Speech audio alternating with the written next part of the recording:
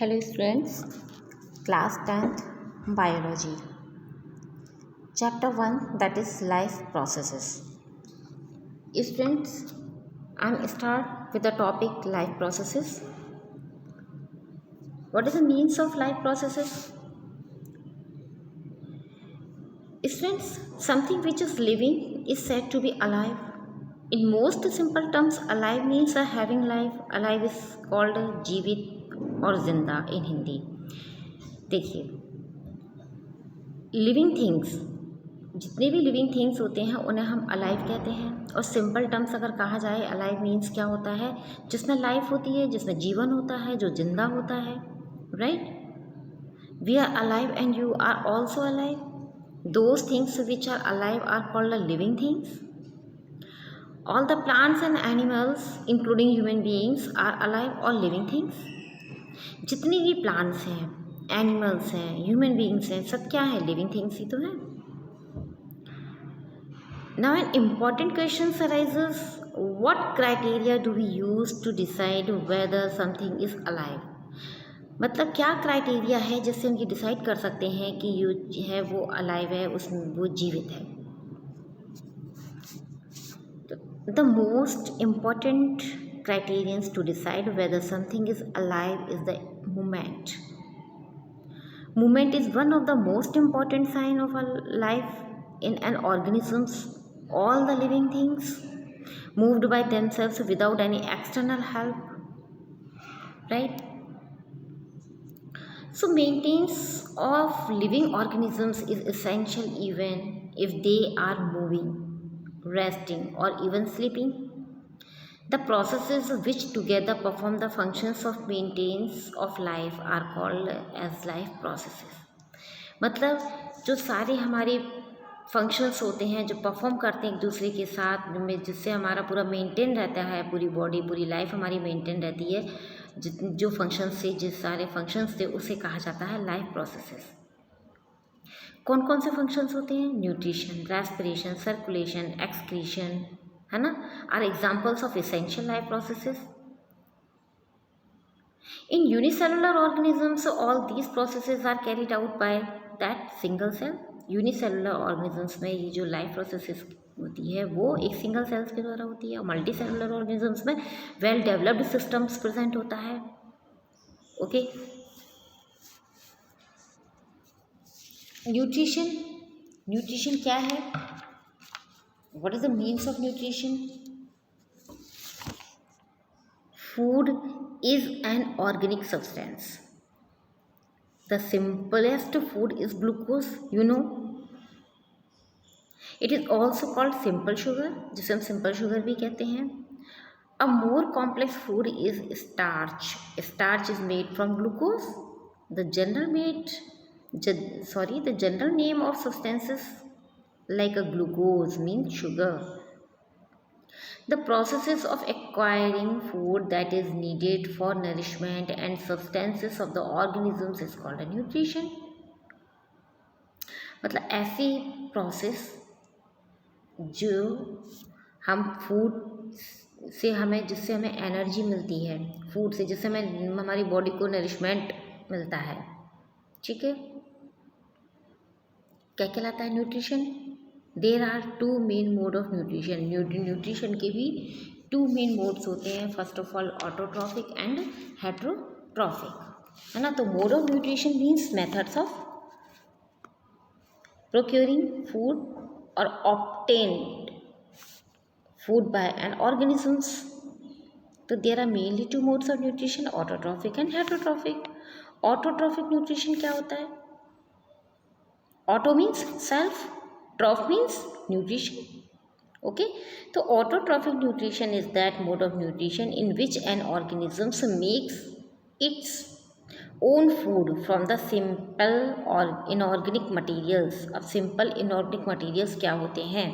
Carbon dioxide, water present in the surroundings with the help of sunlight energy. right? Simple word में कहा जाए तो photosynthesis की जो प्रोसेस होती है ना, तो वो क्या है? प्लांट्स, ग्रीन प्लांट्स अपना फूड अपने आप तैयार करते हैं, तो वो क्या कहलाते हैं? Green plants, autotrophs. Right? So those organisms which can make their own food from carbon dioxide and water are called autotrophs. The autotrophic organisms contain the green pigments called a chlorophyll which is capable of trapping sunlight energy. जो autotrophic organisms होते हैं, जो autotrophs होते हैं, उनमें क्या होता है, ग्रीन पिगमेंट्स प्रेजेंट्स होते हैं, है ना, जिन्हें हम क्लोरोफिल कहते हैं। इसी क्लोरोफिल की प्रेजेंस के कारण वो कैपेबल होते हैं सनलाइट को ट्रैप करने के लिए, दैट मीन्स एनर्जी ट्रैप करते हैं।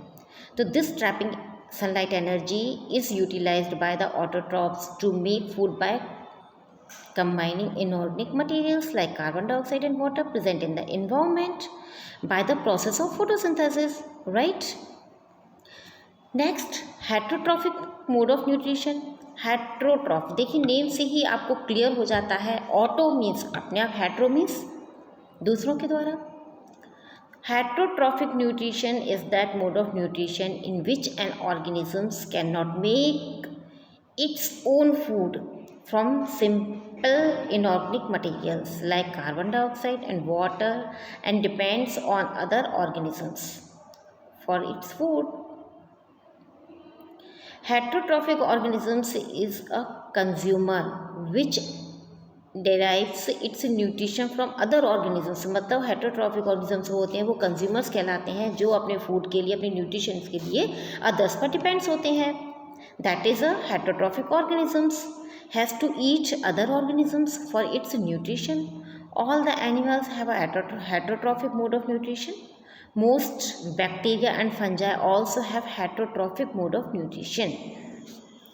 Those organisms which cannot make their own food from inorganic substances like a carbon dioxide and water and depend on other organisms for their food are called a heterotrophs. All the animals are heterotrophs because they cannot make food from inorganic substances and obtain their food from other plants or animals, right? The known green plants like a yeast are also heterotrophs. Heterotrophs depends on autotrophs and other heterotrophs for their food. In other words, animals are heterotrophs which depends on plants or other animals for their food, right? Autotrophic nutrition, जैसे मैंने आपको भी बताया था कि if N organisms can nourishes itself by making its own food using sunlight, chemicals, which mode of nutrition is called a autotrophic nutrition. इसमें क्या होता है, plants photosynthesize and are called a photoautotrophs. Few bacteria use chemicals to derive energy and are called a chemoautotrophs. मतलब कुछ bacteria ऐसे होते हैं जो केमिकल्स को यूज़ करते हैं एनर्जी ड्राइव करने में, वो कहलाते हैं, इसमें केमिकल का यूज़ किया जाता है, वो उस तरह का जो न्यूट्रिशन होता है उसे हम बोलते हैं chemotrophic nutrition, right? Photosynthesis process आप स्टार्टिंग से बचपन से पढ़ते चले आ रहे हैं कि फोटोसिंथेसिस क्या है ना? फोटोसिंथेसिस मतलब मीन्स जो प्लांट्स अपना फूड अपने आप तैयार कर लेते हैं, क्या कहलाता है, फोटोसिंथेसिस, है ना? उसमें क्या होता है, it has been found by experiments that the presence of sunlight, chlorophyll, carbon dioxide and water is necessary for the process of photosynthesis, right? The conditions necessary for photosynthesis is take place are sunlight, chlorophyll, carbon dioxide and water.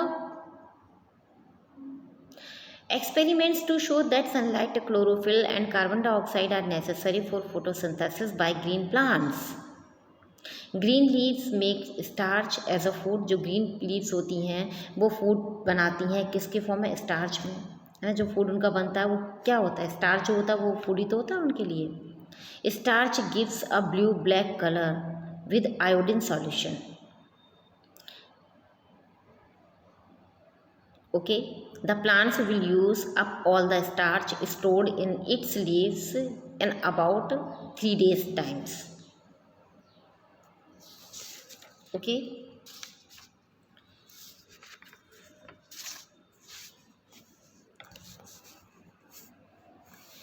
Stomata. The how The plants obtain carbon dioxide, raw materials for photosynthesis. Photosynthesis की process के लिए जो raw materials होता है वो क्या है? Carbon dioxide and water, right.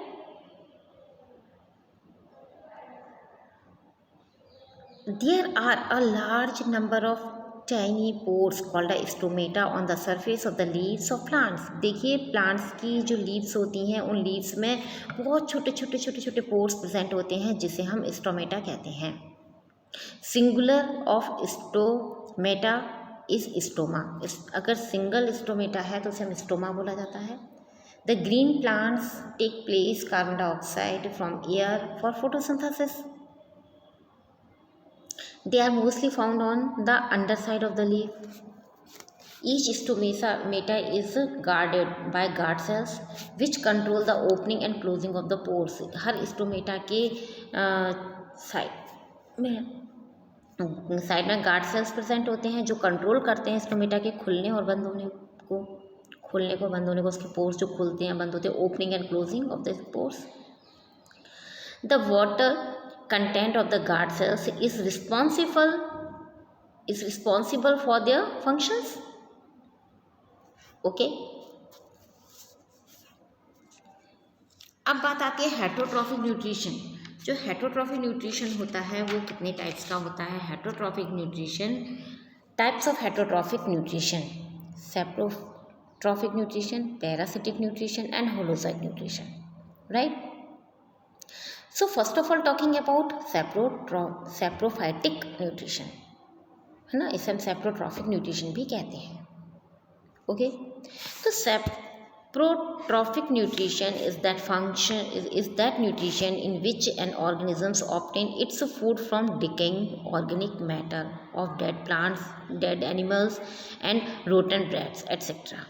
देखो सेप्रोट्रॉफिक न्यूट्रिशन जो होता है वो उसमें क्या होता है, वो जो न्यूट्रिशन लेते हैं, इस तरह के न्यूट्रिशन में आप किस तरह से न्यूट्रिशन लेते हैं? तो एन ऑर्गेनिजम्स होते हैं वो ऑब्टेन करते हैं फूड को कहाँ से? डिकेइंग ऑर्गेनिक मैटर, मतलब सड़े गले प्लांट्स, एनिमल्स और रोटन ब्रेड, जो खराब ब्रेड हो जाती हैं उसके द्वारा, यानी कि माइक्रो ऑर्गेनिजम्स, उनका जो होता है न्यूट्रिशन वो कहलाता है saprotrophic nutrition. Okay, so saprophytes are the organisms which obtain their food from dead plants like a rotten leaves, dead and decaying animals bodies and other decaying organic matter like a rotten bread, right. Next, इसका example क्या होगा आपका? Fungi are saprophytes. Parasitic nutrition. The parasitic nutrition is that nutrition in which an organism derives its food from the body of another living organisms without killing it. Parasitic nutrition ऐसा nutrition होता है जिसमें जो organisms होते हैं जो वो food खाते हैं वो अदर ऑर्गेनिजम्स की बॉडी से उनको विदाउट एनी हार्म्स, उनको बिना मारे उनसे क्या करते हैं? न्यूट्रिशन लेते हैं. तो the organisms which obtain the food is called a parasite and the organisms from whose body food is obtained is called the host. और जिसकी बॉडी से वो न्यूट्रिशन लेते हैं वो होस्ट कहलाता है, होस्ट बॉडी से. ठीक है. We can now say that a parasite is an organisms which feed on another living organisms called it's a host, right. Holozoic nutrition. Holozoic nutrition क्या है? होलोजोइक न्यूट्रिशन मीन्स होता है feeding on solid food, मतलब solid form में food को feed करना, which may be a plant product or an animal product. Most of the animals including human beings take the solid food into their body by the process of ingestion. The ingested food is then digested. जो ingested food होता है वो digest हो जाता है into simpler substances which are then absorbed into the cells of the body. So the holozoic nutrition is that nutrition in which an organism takes the complex organic food materials into its body by the process of ingestion. The ingested food is digested and then absorbed into the body cells of the organisms. Holozoic nutrition होता है जब हम solid form में जो nutrition लेते हैं, फिर उस हमने पहले इंजेक्ट किया उसको, देन आफ्टर उसका डाइजेशन होता है, डाइजेशन होने के बाद वो हमारी बॉडी के सेल्स के द्वारा एब्जॉर्ब कर लिया जाता है, right.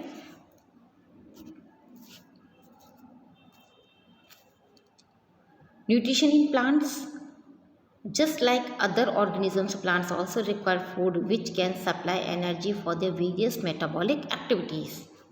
The process by which green plants make their own food from carbon dioxide and water by using sunlight energy in the presence of chlorophyll is called a photosynthesis. You know very well, right?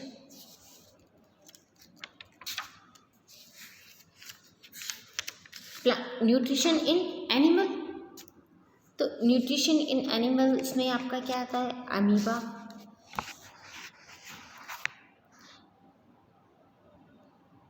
Nutrition, we have just studied the nutrition in plants, we have learned that plants are autotrophic organisms which can manufacture their own food, so plants don't have to look to other for getting their food, right?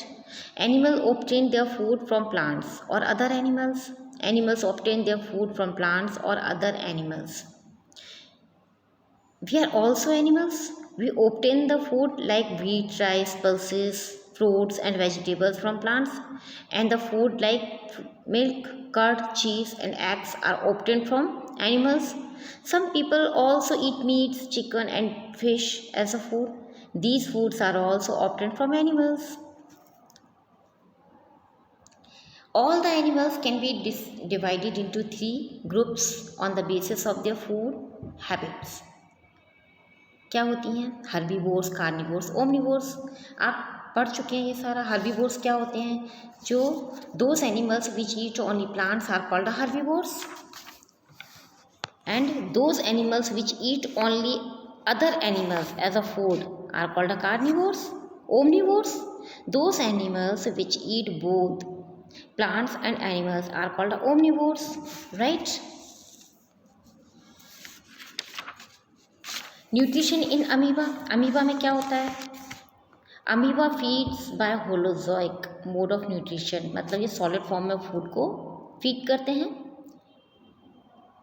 It engulf the food particles using pseudopodia, the process is called the phagocytosis. मतलब सबसे पहले वो food को क्या करते हैं, उनके जो सीडोपोडिया होते हैं, what is the means of pseudopodia बेटा, सीडोपोडिया का मीन्स होता है फॉल्स फीट, झूठे पैर। उनके थ्रू वो जो फूड का जो पार्टिकल होता है वो सॉलिड फॉर्म में होता है, उसको वो पहले ले लेते हैं, इनगल्फ करते हैं, मतलब उस सीडोपोडिया उनके जो झूठे पैर होते हैं उनको चारों तरफ से उसको घेर लेते हैं, उसको ले लेते हैं। The engulfed food gets enclosed, जैसे उसको इनगल्फ कर लेते हैं फूड को, फिर उस जो फॉल्स फीट जो होते हैं वो उसको क्या कर लेते हैं, इनक्लोज्ड इन अ फूड वैक्यूल, एक फूड वैक्यूल बन जाता है, उसको उसके अंदर उसको ले लेते हैं। As the food vacuole passes through the cytoplasm, digestion, absorption and assimilation take place. वहीं पर क्या होता है, जो साइटोप्लाज्म होता है उसमें पहले साइटोप्लाज्म में आ जाता है, फिर वो डाइजेशन होता है, फूड का एब्जॉर्प्शन होता है, देन एसिमिलेशन।